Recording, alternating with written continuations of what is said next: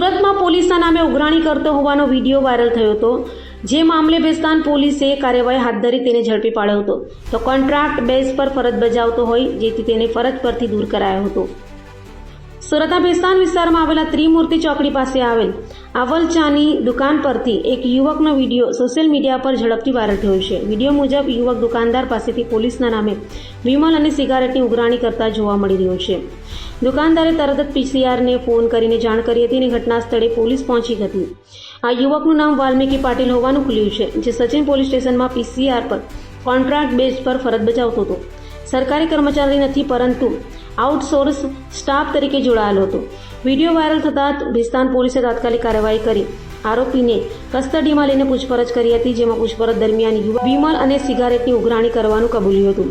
Police વિભાગ દ્વારા તેને ફરજ પરથી તાત્કાલિક દૂર કરવામાં આવ્યો છે અને ભવિષ્યમાં આવા કૃત્ય પુનરાવૃત્ત ન થાય તે માટે કડક કાર્યવાહી હાથ ધરવામાં આવી છે. प्रवीण कुमार भारतीय, लक्की मैनेजमेंट सर्विस, गांधीनगर, सूरत सिटी में पुलिस कमिश्नर ऑफिस में आउटसोर्स द्वारा ड्राइवर के निमणूक करते हैं. हमारी एजेंसी को आउटसोर्स द्वारा ड्राइवर देने का काम मिला है.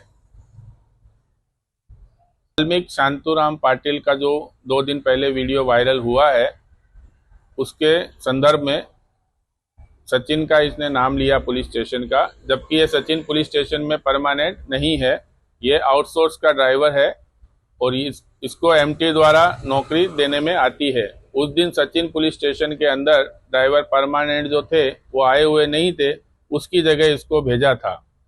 अब इसका भेस्तान के अंदर भी कार्रवाई चल रही है और हमारी एजेंसी द्वारा भी कार्रवाई चल रही है. हम इसके ऊपर एक्शन लेंगे.